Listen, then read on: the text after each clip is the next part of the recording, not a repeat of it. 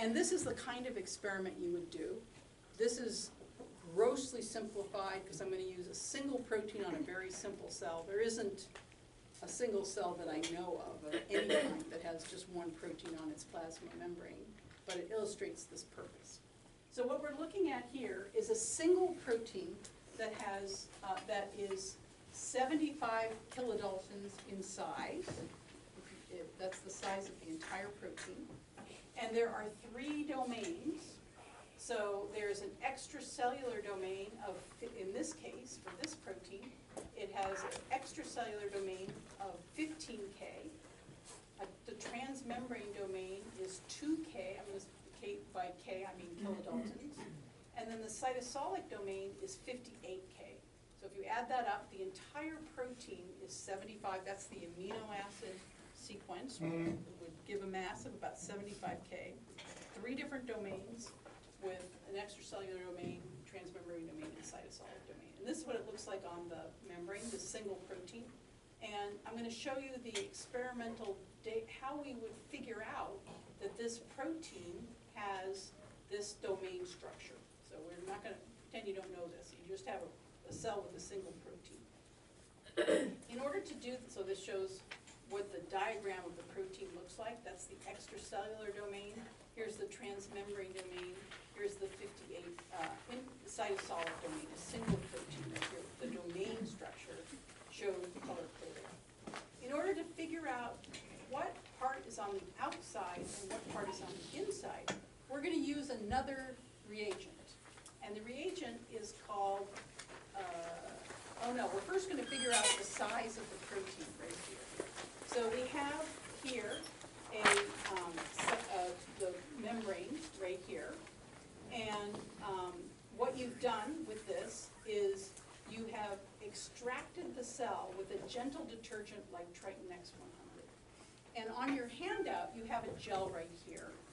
This is going to be the ladder right here. So here's the molecular weight ladder right here. And in this first lane, after extracting this protein with a gentle detergent, you're going to prepare it for SDS gel. And then you're going to analyze the protein in this lane right here. And so now what I'd like you to do in the Instapol that was just activated is what I want you to do is first on your handout, draw the molecular weight that you would predict from this cell if you did that experiment. Extract this protein, prepare it for SDS gels, and then draw the protein pattern in this lane on your handout right here. And then the question asks you to vote for how many bands you ended up drawing. So first, do this on your own. First figure out what the size would be, draw it in, and then write how many bands you have drawn in that first lane.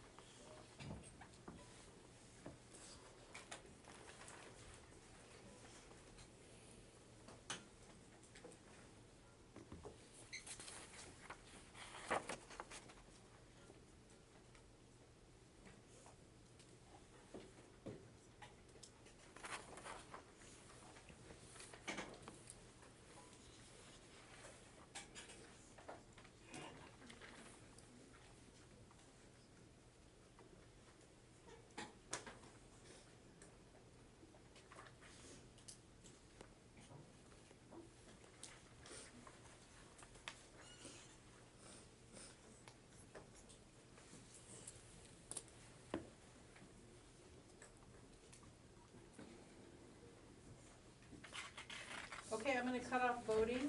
So vote in 5, 4, 3,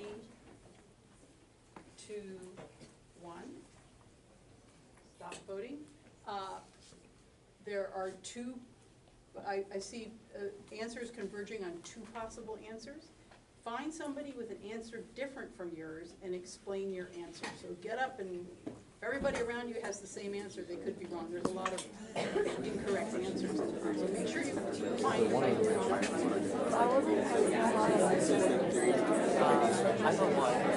Okay, so it's not one or two. I put one. I put two. Oh my God. Okay, so I was at first.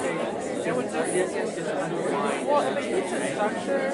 Yeah. I just why, like, the but it said after treating with mint and then running the extract on the cell. So I thought we were extracting.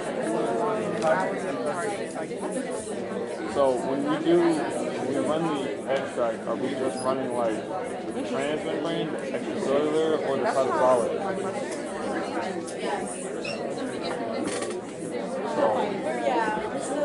That's why.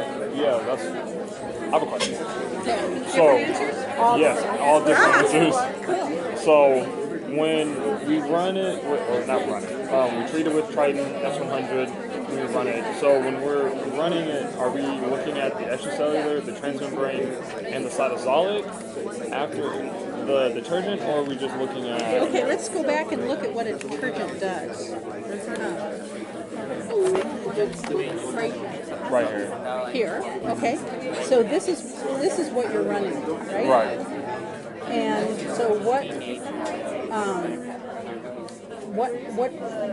a band? What is a band? What does an SDSL distinguish?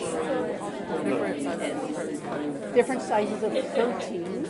Does it distinguish? And protein is amino acids that are linked by peptide bonds, right? Does SDS break peptide bonds? SDS, no, it only does disulfide. Correct. And beta-mercaptoethanol does disulfide, but yeah. So it leaves the primary structure. So what you need to think about is this protein, when it's right here, how many primary structures does it have? Yeah. So how many bands would you have? Just one band. Wait, no, that's my blueprint.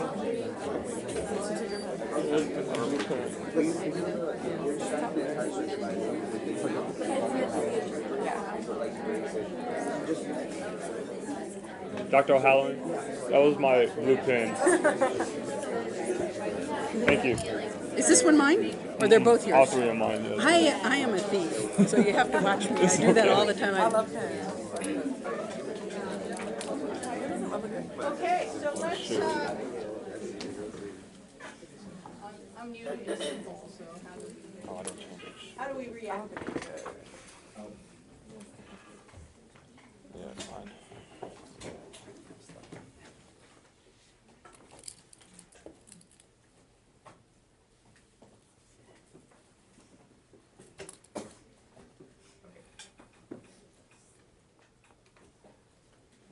Okay, vote again.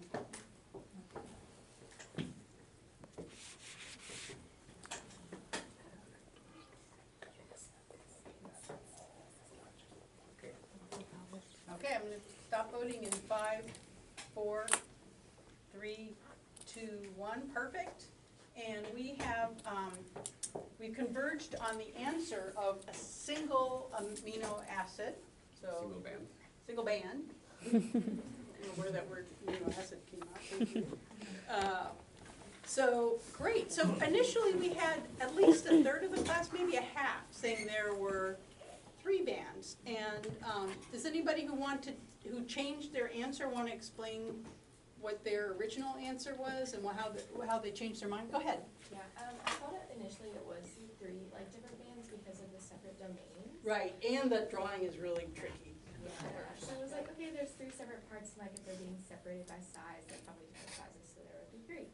But after talking with other people and kind of figuring out that the detergent wouldn't really be strong enough to separate the domains, and you were saying how we just have to assume that it's 1 longer. That's correct. And so what you were initially confused about was the difference between a domain and an entire protein. So domains remain attached. A protein is a string of amino acids that are attached with peptide bonds. And SDS does not break those peptide bonds. Whereas the domain is just a portion of a protein that will independently fold. And so what you came to realize was that the domains would not be separated by SDS. Instead, it would be one long unfolded protein. And so what molecular size did you draw? You drew a single band of what size on that? About 75, yeah. Okay. Okay, so what we came up with was 1 right here. And now we're gonna do another trick. So we know that from that first lane, we know that the gel has one molecular band of about 75, so there's a single protein. And now let me show you a second experimental trick that we can do to identify what the extracellular domain is versus the cytosolic domain. And to do this trick, what we're going to do is take an intact cell, so a cell, not a membrane prep, but an intact cell, like an isolated cell, and we're going to expose it to the protein trypsin. We're going to be using trypsin a lot in this course, so you might as well learn what it is. Trypsin is a protease. It's an enzyme, protease, that cuts peptide bonds. And it's specific for particular peptide bonds.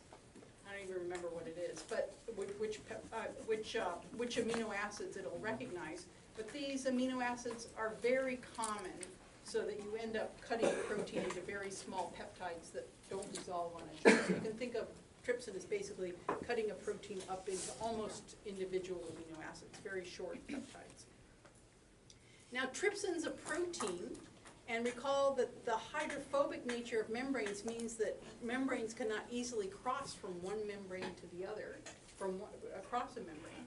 So if you take an intact cell like this, so it's intact, and then you incubate it with trypsin, what you find is that the trypsin will come in, this protease, and will cut up whatever is exposed to the outside into individual amino acids, so that you're left only with, it can't cross the membrane, so it does not gain access to anything inside the cell, and it also doesn't gain access to anything that's embedded in the membrane. It's only what's on the outside.